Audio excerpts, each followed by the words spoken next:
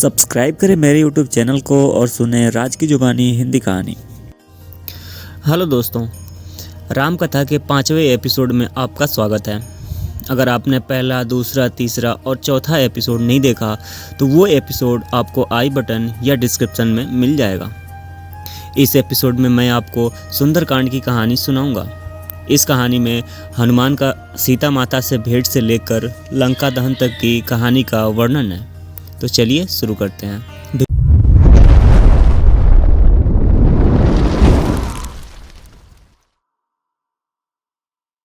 विभीषण ने हनुमान को बताया कि रावण ने सीता माता को अशोक वाटिका में कैद करके रखा है। ये जानने के बाद हनुमान जी ने एक छोटा सा रूप धारण किया और वह अशोक वाटिका में पहुँचे। वहां पहुंचने के बाद उन्होंने देखा कि रावण भी अपने दासियों के साथ उसी समय अशोक वाटिका में पहुंचा और सीता माता को अपने ओर देखने के लिए साम दाम दंड भेद का उपयोग कर रहा था। पर तब भी सीता जी ने एक बार भी उसकी ओर नहीं देखा। रावण ने सभी राक्षसियों को सीता को डराने के लिए कहा, पर त्रिजटा नामक एक राक्षसी ने माता सीता की बहुत मदद की और देखभाल भी की और अन्य राक्षसियों को भी डराया, जिससे अन्य सभी राक्षसी भी सीता माता की देखभाल करने लगे। कुछ देर बाद हनुमान ने सीता जी के सामने श्री राम की अंगूठी डाल दी। श्री राम नाम से अंकित अंगूठी देखकर सीता माता के आंखों में खुशी के आंसू निकल पड़े, परंतु सीता माता को संदेह हुआ कि कहीं यह रावण की कोई चाल तो नहीं। तब सीता माता ने पुकारा, कौन है जो यह अंगूठी लेकर आया है? उसके बाद हनुमान जी प्रकट हुए, पर हनुमान जी को देखकर भी सीता माता को विश्वास नहीं हुआ। बाद में हनुमान जी ने मधुर वचनों के साथ रामचंद्र के गुणों का वर्णन किया और बताया कि वे श्री राम जी के दूत हैं। सीता ने व्याकुलता से श्री राम जी का हाल चाल पूछा। हनुमान जी ने उत्तर दिया, हे माते, श्री राम जी ठीक हैं और वो आपको बहुत याद करते हैं। वे बहुत जल्द ही आपको लेने आएंगे और मैं शीघ्र ही आपका संदेश श्री राम जी के पास पहुंचा दूंगा। तभी हनुमान ने सीता माता से श्री राम जी को दिखाने के लिए चिन्ह मांगा, तो सीता माता ने हनुमान जी को अपने कंगन उतार कर दे दिए। हनुमान जी को बहुत भूख लग रहा था, तो हनुमान अशोक वाटिका में लगे पेड़ों के फलों को खाने लगे। फलों को खाने के साथ साथ हनुमान उन पेड़ों को तोड़ने लगे। तभी रावण के सैनिकों ने हनुमान पर प्रहार किया, पर हनुमान ने सबको मार डाला। जब रावण को इस बात का पता चला कि कोई बंदर अशोक वाटिका में उत्पात मचा रहा है, तो उसने अपने पुत्र अक्षय को भेजा हनुमान का वध करने के लिए, पर हनुमान जी ने उसे क्षण भर में ही ऊपर पहुंचा दिया। कुछ देर बाद जब रावण को अपने पुत्र की मृत्यु का पता चला, वो बहुत ज़्यादा क्रोधित हुआ। उसके बाद रावण ने अपने ज्येष्ठ पुत्र मेघनाद को भेजा। हनुमान के साथ मेघनाद का बहुत ज़्यादा युद्ध हुआ, पर कुछ ना कर पाने के बाद मेघनाद ने ब्रह्मास्त्र चला दिया। ब्रह्मास्त्र का सम्मान करते हुए हनुमान स्वयं बंधक बन गए।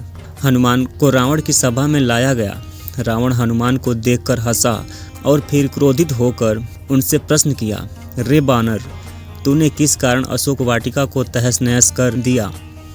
तूने किस कारण मेरे सैनिकों और पुत्र का वध किया? क्या तुझे अपने प्राण जाने का डर नहीं है? यह सुनकर हनुमान जी ने कहा, हे रावण, जिसने महाशिव के धनुष को पल भर में तोड़ डाला, जिसने खरदूषण, त्रिशिरा और बाली को मार गिराया, जिसकी प्रिय पत्नी को तुमने अपहरण किया, मैं उन्हीं का दूत हूँ। मुझे भूख लग रहा था, इसलिए मैंने फल खाए, और तुम्हारे राक्षसों ने मुझे खाने नहीं दिया, इसलिए मैंने उन्हें मार डाला। अभी भी समय है, सीता माता को श्री राम को सौंप दो और क्षमा मांग लो।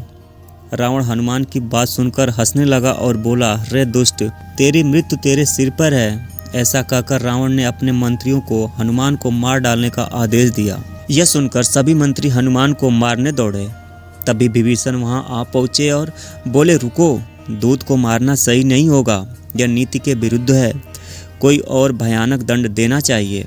सभी ने कहा, बंदर की पूंछ उसको सबसे प्यारा होता है, क्यों न तेल में कपड़ा डुबोकर इसकी पूंछ में बांधकर आग लगा दिया जाए। हनुमान की पूंछ पर तेल वाला कपड़ा बांधकर आग लगा दिया गया। जैसे ही पूंछ में आग लगी, हनुमान जी बंधन मुक्त होकर एक छत से दूसरे छत पर कूद गए और पूरी सोने की लंका में आग लगा के समुद्र की ओर चले गए और वहां अपनी पूंछ पर लगी आग को बुझा दिया।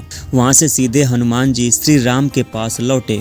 वहां उन्होंने श्री राम को सीता माता के विषय में बताया और उनके कंगन भी दिखाए। सीता माता की निशानी को देखकर श्री राम भावुक हो गए। अब श्री राम और वानर सेना की चिंता का विषय था कैसे पूरी सेना समुद्र के दूसरे ओर जा सके। श्री राम जी ने समुद्र से निवेदन किया कि वे रास्ता दें ताकि उनकी सेना समुद्र पार कर सके, परंतु कई बार कहने के बाद भी समुद्र ने उनकी बात नहीं मानी। तब राम ने लक्ष्मण से धनुष मांगा और अग्नि बाण को समुद्र पर साधा, जिससे कि पानी सूख जाए और वे आगे बढ़ सकें।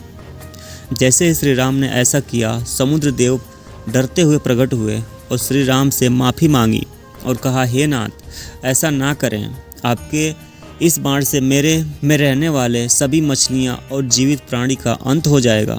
श्री राम ने कहा, हे समुद्र देव, हमें यह बताएं कि यह मेरी विशाल सेना इस समुद्र को कैसे पार कर सकती है। समुद्र देव ने उत्तर दिया, हे रघुनंदन राम, आपकी सेना में 2 वानर हैं, नल और नील। उनके स्पर्श करके किसी भी बड़े से बड़े चीज़ को पानी में तैरा सकते हैं। यह कहकर समुद्र देव चले गए।